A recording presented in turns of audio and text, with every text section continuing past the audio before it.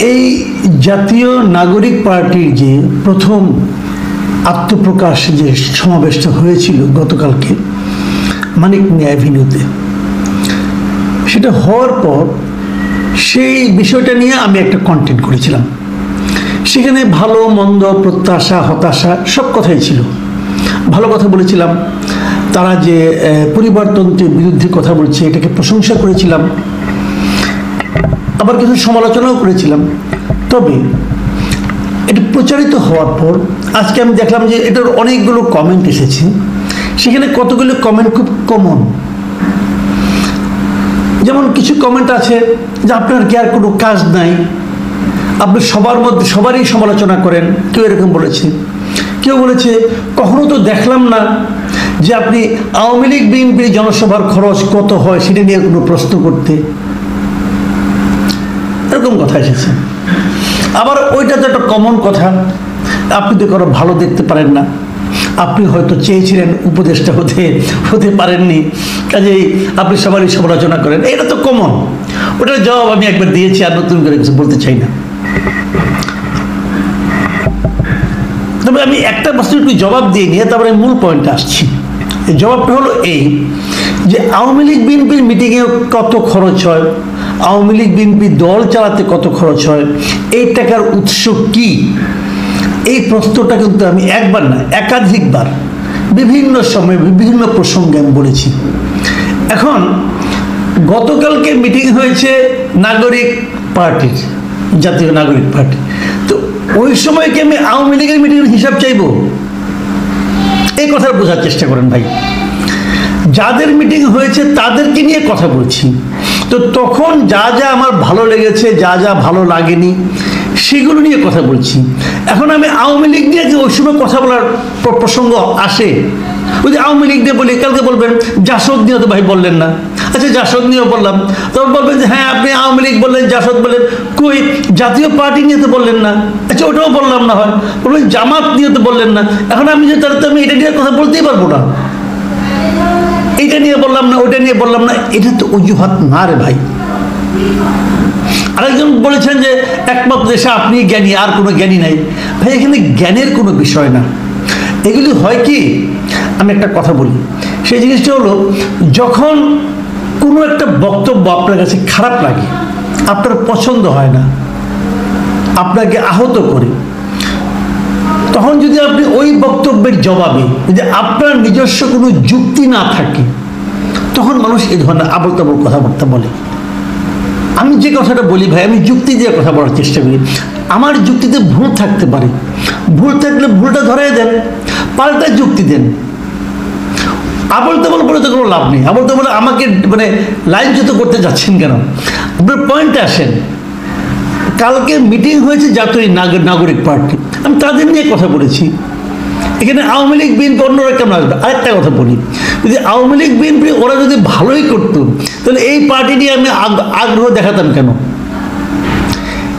আওয়ামী লীগ বিএনপির মতো যাতে না হয় সেটাই তো আমি জাতীয় নাগরিক পার্টির কাছ থেকে প্রত্যাশা করি। তারা যে কাজটা করে না সে কাজটা এরা করবে বলে আমি আশা করি। এখানে অন্যায়টা কোথায়? এমন তো না যে তারাও এদের মতো, ওরা অন্যায় করেছে, ওদেরকে কেউ কিছু বলে নাই, অত এদেরকে বলা যাবে না, বিষয়টা তো তা নয়। একটা পার্টি যাত্রা শুরু করেছে, আপনি যদি দুষ্ট লোকের কাছ থেকে টাকা পয়সা নিয়ে পার্টি যাত্রা শুরু করেন, তাহলে কি আপনি কখনোই দুষ্ট লোকের বিরুদ্ধে কোনো অ্যাকশনে যেতে পারবেন? পারবেন না তো। আর এই যে কথাগুলো বলেছি এগুলো তো আমি না জেনে বলিনি ভাই। দেশটা তো ছোট, কে কোথায় যায়, যে কি করে, এগুলো তো আমাদের কাছে কিছু খবর আসে তো সেগুলোর উপর ভিত্তি করেই বলি। কাজে আমি এখনো আশা করব জাতীয় নাগরিক পার্টি তাদের ব্যয়ের একটা হিসাব দিবেন। তাতে হবে কি, তাদের ট্রান্সপারেন্সিটা সবার কাছে প্রমাণিত হবে, সবাই জানবে এটা এমন একটা পার্টি যারা তাদের প্রত্যেকটা পয়সার হিসাব দিচ্ছে। যদি হিসাবটা দিতে পারে তাহলে কিন্তু জনগণের পার্টি হবে। আমি কিন্তু এই পার্টির সমালোচনা করিনি ভাই, আমি এই পার্টিকে সমালোচনা যাতে করতে না হয় সেই পথে অগ্রসর হওয়ার জন্য বলেছি।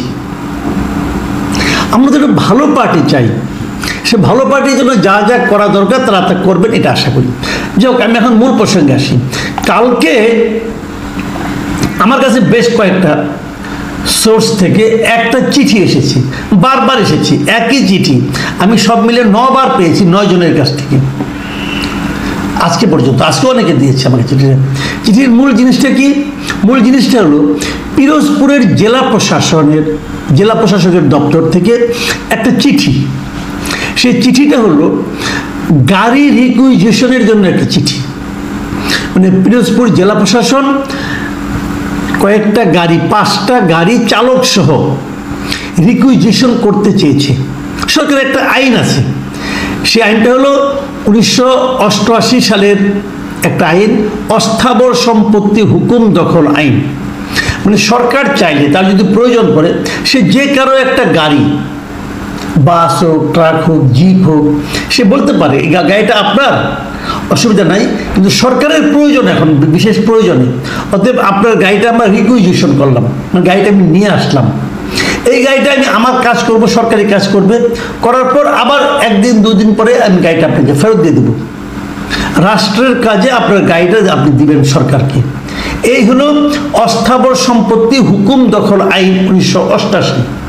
এই আইনের 3-1 ধারা অনুযায়ী সরকার চাইলে জনস্বার্থে যে কোনো গাড়ি রিকুইজিশন করতে পারে। এই সম্পর্কে আপনারা জানেন, নতুন করে বলার কিছু নেই। এই ধরনের একটা চিঠি পিরোজপুর জেলা প্রশাসনের কার্যালয় থেকে দেওয়া হয়েছে, এবং এই চিঠিটা দেওয়া হয়েছে কাকে? বাস মালিকদেরকে। তারা 5টা বাস তাদের প্রয়োজন, এবং সেখানে বলা হয়েছে যে এই যে কালকে যে সমাবেশটা হয়েছে, এই সমাবেশে ঢাকায় আসার জন্য, পিরোজপুর থেকে ঢাকায় আসবে, এই জন্য এই গাড়িটা দিতে হবে, এবং এই গাড়িটা নেওয়ার জন্য, তাদের কাছ থেকে নেওয়ার জন্য মোহাম্মদ মুসাব্বির মাহমুদ সানি, উনি হলো প্রতিনিধি জাতীয় নাগরিক কমিটি পিরোজপুর, ওনার ফোন নম্বর দেওয়া হয়েছে যে তার কাছে এই 5টা গাড়ি বুঝিয়ে দিতে বলা হয়েছে। এই চিঠিটা নিয়ে অনেক হইচই হয়েছে, আমার কাছেও এসেছে, আমাকে অনেকে বলেছে দেখেন এটা দেখেন, এইভাবে এই সরকার এই জাতীয় নাগরিক কমিটির লোকদের মাধ্যমে, এই জাতীয় নাগরিক পার্টি যেটা হচ্ছে, এদেরকে নানাভাবে হেল্প করছে, সাহায্য করছে সরকার। যদি সরকার সাহায্য করে তাহলে এটাকে আমরা কিংস পার্টি বলবো না কেন? অথবা সরকার কি কেবল একটা পার্টিকে সাহায্য করতে পারে? সরকারের কাছে সব পার্টি সমান হওয়া উচিত, তাহলে লেভেল প্লেইং ফিল্ডটা হলো কিভাবে? কিন্তু আমি কালকে এটা নিয়ে কিছু করিনি, এই কারণে আমার কাছে চিঠিটা না আসলে অবিশ্বাস্য ঠেকেছে যে সরকার এরকম করতে পারে। একটা জেলা প্রশাসন এভাবে উদ্যোগ নিয়ে এদেরকে, একটা মাত্র দলকে এভাবে হেল্প করতে পারে, অথবা জেলা প্রশাসন যদি 5টা গাড়ি রিকুইজিশন করে দেয়, এতে প্রশ্নটা হলো এটা করতে হবে জনস্বার্থে, রাষ্ট্রীয় প্রয়োজনে। এখানে সরকারি কাজ বা জনস্বার্থে কিভাবে এখানে কাজ হলো? এটা কি জনস্বার্থ হলো? এটা কি সরকারি কাজ হলো? তো আমার না এটা অবিশ্বাস্য হয়ে গেছে। একটা জেলা প্রশাসক কি এতটাই মূর্খ হবে যে এই ধরনের একটা চিঠিতে সিগনেচার করতে পারবে? সে তো মুখে বলে দিলেই হয়, চিঠি দেওয়ার দরকারটা কি? এটা কি মানে আমি বুঝতে পারছিলাম, আমার কাছে অবিশ্বাস্য লাগছিল। আমি কাল রাত্রে 2-1টা অন্য জেলায় যোগাযোগ করেছি। আমি মানে আমার পরিচিত বেশ কয়েকটা জেলা প্রশাসনের সঙ্গে যোগাযোগ করেছি, তারা বলছে না, তারা এই ধরনের কোনো চিঠি ইস্যু করেনি। তো আমার সন্দেহ হলো যে অন্য কেউ যেহেতু করেনি, আমি 3টা জেলাতে যোগাযোগ করেছিলাম, 3 জেলায় আমি পাইনি। যেহেতু 3 জেলায় পাইনি, এই জেলায় হবে কেন আমি ঠিক বুঝতে পারছিলাম না। তো যে কারণে ওটা নিয়ে আমি কিছু করিনি। আজকে একটা ঘটনা চোখে পড়লো, সেটা হলো যে আজকে একটা প্রেস কনফারেন্স হয়েছিল। প্রধান উপদেষ্টার প্রেস সচিব শফিকুল আলম, উনি একটা প্রেস কনফারেন্সে উপস্থিত হয়ে বলেছেন, উনি নিজে ওই পিরোজপুরের বাস রিকুইজিশনের ব্যাপারটাকে একটা ব্যাখ্যা দিয়েছেন, এবং উনি বলেছেন যে উনি নিজে ওদের সঙ্গে পিরোজপুরের সঙ্গে যোগাযোগ করেছেন, এবং তারা স্বীকার করেছে তারা এরকম একটা চিঠি দিয়েছে। এবং এই চিঠি দেওয়ার বিষয়টাকে উনি কীভাবে জাস্টিফাই করার চেষ্টা করছেন সেটা আপনাদেরকে একটু বলি। আমি ওনার বিষয়টাকে বলি। উনি বলেছেন যে এটা দিয়েছেন ঠিক আছে, কিন্তু এখানে অন্তর্বর্তী সরকারের কোনো ভূমিকা নাই। বুঝলেন? জেলা প্রশাসন বাস রিকুইজিশন করেছে, এতে অন্তর্বর্তী সরকারের কোনো ভূমিকা নাই। তাহলে জেলা প্রশাসনকে সরকারের বাইরে কেউ? আপনাদের কাছে কি মনে হয়, জেলা প্রশাসন কি সরকারের বাইরে? জেলা প্রশাসন যেটা করছে এটা সরকারের কাজ করছে। তাহলে এই শফিক সাহেব কিভাবে এই ব্যাখ্যাটা দিলেন আমার কাছে? আমি ওনাকে মেধাবী লোক হিসেবে জানি, তো উনি মানে এটা কি বেকায়দায় পড়ে গেলে অথবা যুক্তি না থাকলে, যেভাবে ওই যে একটু আগে বললাম, যখন যুক্তি নেই তখন উল্টাপাল্টা কথা বলা, কারণ এটা কি সেই ধরনের কিছু একটা হলো? দেখুন উনি আরও কিছু কথা বলেছেন। উনি বলেছেন যে পিরোজপুর শাখা বৈষম্য বিরোধী ছাত্র আন্দোলন এবং নাগরিক কমিটি এবং জুলাই গণ অভ্যুত্থানে যারা আহত ও নিহত পরিবারের সদস্যদের অনুরোধে জেলা প্রশাসন বাস রিকুইজিশনের সহায়তা করেছে, তবে জেলা প্রশাসন কোনো খরচ দেয়নি। মানে বাস রিকুইজিশন তাহলে জেলা প্রশাসন করেছে, উনি বলেছেন সহায়তা করেছে। এখানে সহায়তা তো করার কোনো স্কোপ নাই, কারণ রিকুইজিশন তো ওই স্টুডেন্টটা করতে পারবে না, রিকুইজিশন সরকারকেই করতে হবে। তো জেলা প্রশাসন সহায়তা কেন করবে? এটা তো সহায়তা করার কোনো সুযোগ নেই। কি বলছেন আমার কাছে ক্লিয়ার না, জ্ঞানী মানুষ তো বুঝি না, উনি হয়তো অনেক জ্ঞানী মানুষ, জ্ঞানের কথা বলেছেন আমি বুঝতে পারিনি। উনি আরেকটা কথা বলেছেন, তিনি বলেছেন অন্তর্বর্তী সরকার মনে করে সব দলের জন্য লেভেল প্লেইং ফিল্ড, সবার জন্য সমান সুযোগ তৈরি করছে, যাতে সুন্দর, অবাধ ও স্বচ্ছ একটি নির্বাচনে সব দল অংশগ্রহণ করতে পারে। এটা সরকারের মূল দায়িত্ব। সরকার সব দলের কাছে সমান। লেভেল প্লেইং ফিল্ড কে তৈরি করেছে? অন্তর্বর্তী সরকার করছে। কালকে যদি বিএনপি একটা মিটিং করতে চায়, তারা যদি এরকম বাস আনতে চায়, পিরোজপুরের জেলা প্রশাসন তাদেরকে 5টা-10টা বাস দিবে, ম্যানেজ করে দিবে? যদি জাতীয় পার্টি করতে চায়, যদি জামাত করতে চায়, যদি অন্য কোনো বাম দল করতে চায়, দিবে তারা? তো লেভেল প্লেইং ফিল্ড আপনি কীভাবে করলেন?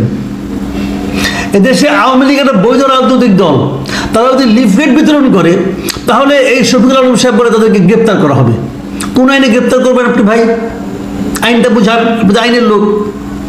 একটা বৈধ পলিটিক্যাল পার্টি লিফলেট বিতরণ করবে তাদের রাজনৈতিক কর্মসূচির পক্ষে, তাকে আপনি গ্রেপ্তার করবেন কোন আইনে? গ্রেপ্তার করা হয়েছে। আর এরা একটা পলিটিক্যাল পার্টি, জাতীয় নাগরিক পার্টি, এদের পার্টিতে লোক আসবে পিরোজপুর থেকে, জেলা প্রশাসন 5টা বাস রিকুইজিশন করে দিচ্ছে, দেওয়ার জন্য চিঠি দিচ্ছে, আর আপনি বলছেন সরকার লেভেল প্লেইং তৈরি করছে। এই হলো আপনাদের লেভেলের নমুনা। এখনো নির্বাচনের ঘোষণাই আসে নাই, এখনই এটা শুরু করেছেন। যখন নির্বাচন শুরু হয়ে যাবে, ঘোষণা আসবে, তখন কি করবেন নিশ্চয়ই বুঝতে পেরেছেন।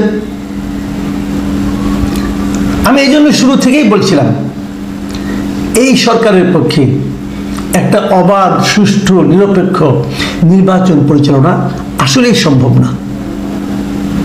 তার নমুনা দেখা শুরু করেছেন, আগামীতে আরও দেখতে থাকবেন, এবং সেই নমুনা দেখানোর পাশাপাশি ওনাদের এরকম উদ্ভট যুক্তিও শুনতে থাকবেন। প্রিয় দর্শক, এখন এই পর্যন্ত।